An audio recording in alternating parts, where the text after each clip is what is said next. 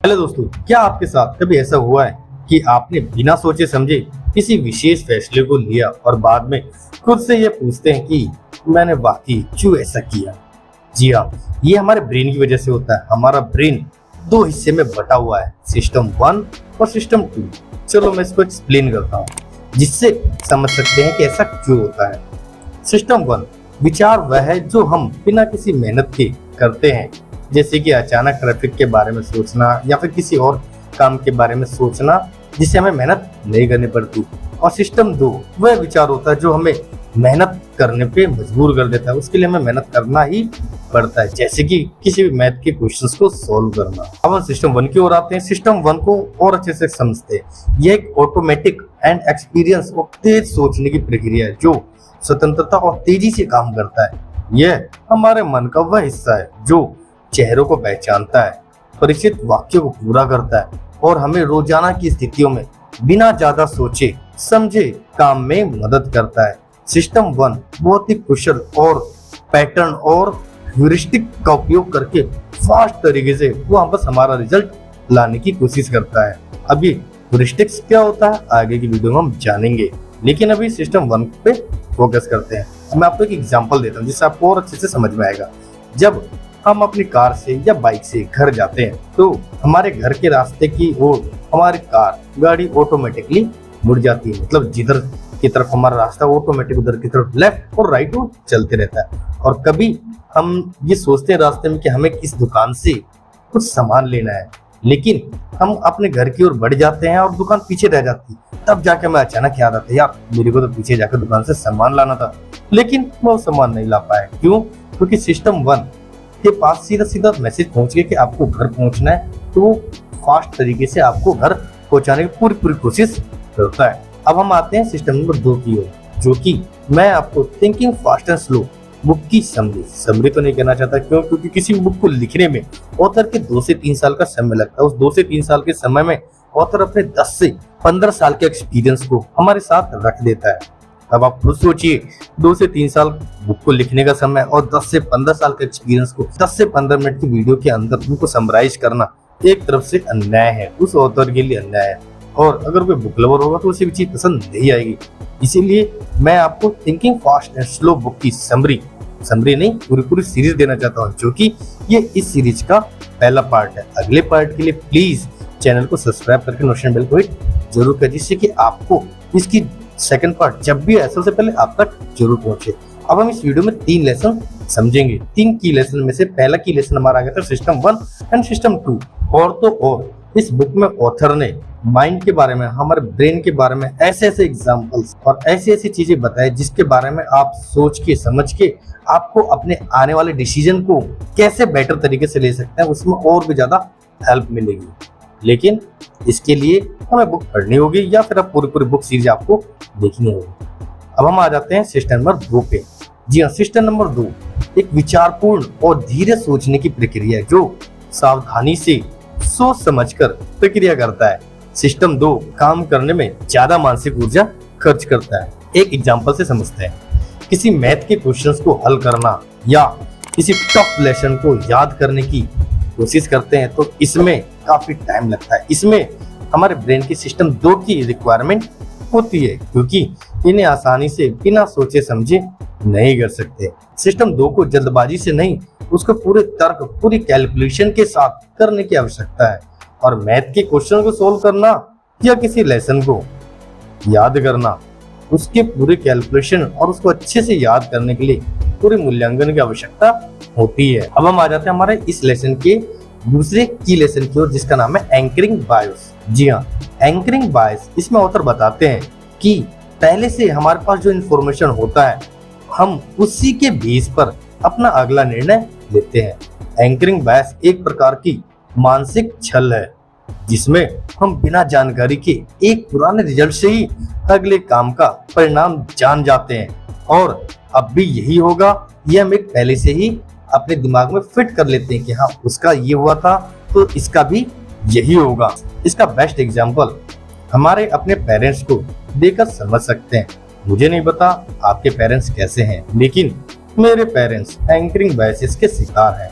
कैसे, मैं आपको समझाता हूँ। हमारे गांव में एक रिलेशन में किसी ने अपने पूरे पैसे लगाकर कोई काम शुरू किया और 3 से 4 साल तक काम अच्छा खासा चलता रहा। उसके बाद उसका काम ठप हो गया और उसने दारू भी पीनी स्टार्ट कर दी। उसकी वजह से वो घर पर झगड़ा करता और उसकी वाइफ भी घर छोड़कर उसे चली गई थी। ये तो हो गई सिचुएशन 1। किसी और के साथ ये इंसिडेंट हुआ। अब मेरे घर वाले इसी सेम सिचुएशन को मेरे बारे में सोचते हैं कि यानी स्कूल को स्टार्ट करने के लिए किसी से पैसे नहीं लिए।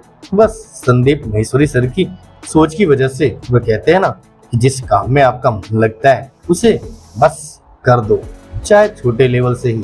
वही मैंने भी कर दिया।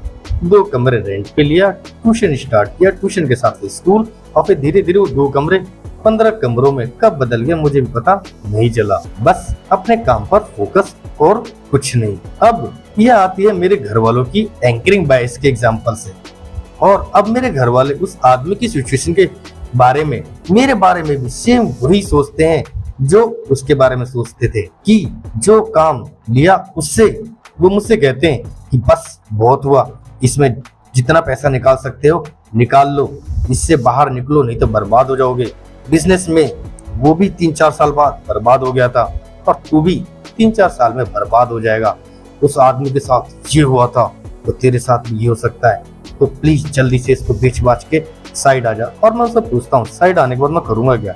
तो कहते हैं 10-12 हजार की नौकरी कर ले, सेफ फंड सिक्योर। मैं आपसे पूछता हूँ 10-12-15 हजार रुपए में क्या होता है? कुछ नहीं। और मेरे स्कूल को 6 साल होने वाला है। जब हमने कोविड जैसे टाइम पर सरवाइव कर लिया तो आगे क्या है? और तो और कोविड के टाइम पर घर वाले तो पीछे पड़ गए थे कि अब बंद करना ही पड़ेगा स्कूल मेरे को, लेकिन नहीं, अपन भी पुष्पा वाला डायलॉग, जी हाँ झुकेगा नहीं। और हमें भी इसी एटीट्यूड के साथ अपने किसी भी काम को करना है। इसलिए नहीं कि उससे प्रॉफिट आया तो पैसा कमाएंगे, बस उस काम को करना है। एक बार ठान लिया तो ठान लिया। अब मैंने आपको एंकरिंग बायसेस के एग्जाम्पल बता दिया। अब इस शिकार से बचने के लिए, मतलब एंकरिंग बायस के शिकार से हम कैसे दूर हो सकते हैं, तो इसका सिंपल सा सॉल्यूशन है। एंकरिंग बायस को पार करने के लिए हमें अपने निर्णय को स्वतंत्र तरीके से सोचने की आदत डालनी चाहिए। हमें अपनी जानकारी को पूरी तरह से सच मानने की बजाय विभिन्न स्रोतों से जानकारी इकट्ठी करनी चाहिए और उसको पूरी तोड़ मरोड़ के पूरी कैलकुलेशन करके ही उसके बाद फिर निर्णय लेना चाहिए, नहीं तो काफी नुकसान हो सकता है। अब हम चलते अपने थर्ड की कॉन्सेप्ट के ऊपर, जिसका नाम है लॉस एवर्जन। जी हाँ, लॉस एवर्जन में ऑथर हमें बताते हैं कि हम किसी नुकसान को किसी लाभ से अधिक महत्वपूर्ण मानते हैं। लॉस एवर्जन एक ह्यूमन नेचर है। इसका मतलब है कि हमारी मानसिकता ऐसी होती है कि हम किसी नुकसान के खतरे को किसी स्थिति में ज्यादा बड़ा मानते हैं और उसे रोकने के लिए हम बहुत कुछ कर सकते हैं, लेकिन हम करते नहीं। चलो एक एग्जांपल से समझते हैं। लॉस एवर्जन हमारे निवेश या बिजनेस के निर्णयों में खास रूप से प्रकट होती है। इसमें लॉस एवर्जन देखा जाता है। अक्सर हम नुकसान से डरते हैं। इसके परिणाम स्वरूप हम अधिकतम सुरक्षा की तलाश में होते हैं। इससे हम कुछ आवश्यक निवेश अवसरों को छोड़ देते हैं जो हमारे लिए बहुत ही लाभकारी हो सकते थे, लेकिन डर से बचने के लिए हम उसे छोड़ देते हैं। अब लॉस एवर्जन को पार करने के लिए, इसे छुटकारा पाने के लिए हमें ये समझना होगा कि हमारे निर्णयों के पीछे दिखाई देने वाला डर या नुकसान वास्तव में हमें कितना प्रभावित करता है।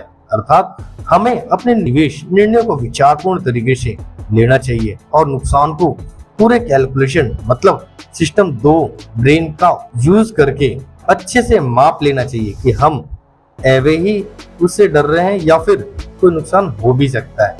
बहुत से लोग लॉस एवर्जन का शिकार रहते हैं और उसी डर के मारे कोई काम शुरू ही नहीं करते कि ये किया तो ये हो जाएगा, ये किया तो ऐसा हो जाएगा, वो किया तो ऐसा हो सकता है, बट तो ये सोचते ही नहीं कि उससे लाभ कितना हो सकता है और आपको उस बिजनेस का पूरी लाइफ भी बदल सकती है।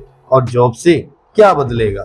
बस कुछ नहीं, एक रोबोट यहाँ तो दूसरा रोबोट यहाँ, और रोबोट को कोई भी रिप्लेस कर सकता है। लॉस एवर्जन हमें ये सिखाती है कि हमें अपने निर्णयों को सिर्फ नुकसान से बचाने के लिए नहीं लेना चाहिए। हमें विचार करना चाहिए हमें किस तरह से लाभ या मौके हमारे सामने हो सकते हैं और कैसे हम उनका फायदा उठा सकते हैं। इस तरह लॉस एवर्सन हमें ये सिखाती है कि हमारे निर्णयों पर नुकसान का डर कैसे प्रभावित होता है और हमें इसे कैसे पार करके समृद्धि की दिशा में आगे बढ़ना चाहिए। और आपने कभी देखा है कि लोग जुआ खेलते समय ज्यादातर लोग नुकसान की ओर ध्यान नहीं देते, वे तो बस हमेशा अधिकतर लाभ पर ध्यान देते हैं, चाहे उनका कितना भी नुकसान हो वो उसे नहीं देखते। इसी तरह हम इस थ्योरी का इस्तेमाल करके हम भी अपने बिजनेस में इस थॉट्स को लगा सकते हैं, तो सिर्फ एक ही चीज मिलेगा हमें, वो सभी लोगों का फेवरेट सब्जेक्ट है, जी हाँ, प्रॉफिट प्रॉफिट प्रॉफिट। लेकिन उस फॉर्मूले के लिए आपको ये बुक पढ़नी होगी या आपको मेरी इस बुक की दूसरे पार्ट का इंतजार करना होगा। उसके लिए चैनल को सब्सक्राइब करना ना भूलें, जिससे कि इसका अगला पार्ट जब भी आए सबसे पहले आपके पास जरूर पहुंचे। अब हम इस वीडियो को समाप्त करें तो इस वीडियो के अंदर हमने 2 ब्रेन हिस्सों के बारे में समझा, सिस्टम 1 एंड सिस्टम 2, और हमारे लिए दोनों ब्रेन का इस्तेमाल करना बहुत ही जरूरी है। सेकंड की लेसन समझी थी हमने एंकरिंग बायस, कि हम पहले हुए किसी घटना को किसी दूसरी घटना से कंपेयर करके उसको उसी समय उसी की तरह सोचने लगते हैं, बिना किसी फैक्ट के उसी सेम सिचुएशन को मान लेते हैं। क्या आप भी एंकरिंग बायस के शिकार तो नहीं? इससे प्लीज जल्दी छुटकारा पाएं। एंड थर्ड की लेसन लॉस एवर्जन, नुकसान का डर कि कहीं ये किया तो ये ना हो जाए, ये हो गया तो ऐसे होगा और ऐसे हुआ तो ये हो सकता है। तो प्लीज आप लोग भी इन इम्पोर्टेंट नोट्स को अपनी लाइफ में अपने बिजनेस में अप्लाई करें, और वीडियो अच्छी लगे तो अपने दोस्तों के साथ शेयर करना ना भूलें, उनके साथ भी शेयर जरूर करें, जिससे हमें भी थोड़ी सी मदद मिलती रहे और आपके अंदर भी एंकरिंग बायसेस ना रहे कि यार अगर हमने इसकी वीडियो शेयर करी तो सामने वाला क्या सोचेगा। कोई भी कंटेंट क्रिएटर छोटा या बड़ा नहीं होता, आपको कंटेंट अच्छा लगे तो उसको दिल से आगे शेयर करो। और हमारा ब्रेन कैसे काम करता है उसको समझने के लिए आप इस राइट वाली वीडियो पर क्लिक करके देख सकते हैं कि कैसे हमारा ब्रेन अच्छे से काम करता है। अब हम मिलेंगे अगली वीडियो में, तब तक के लिए बाय, टेक केयर, और अपना कीमती समय देने के लिए तहे दिल से शुक्रिया।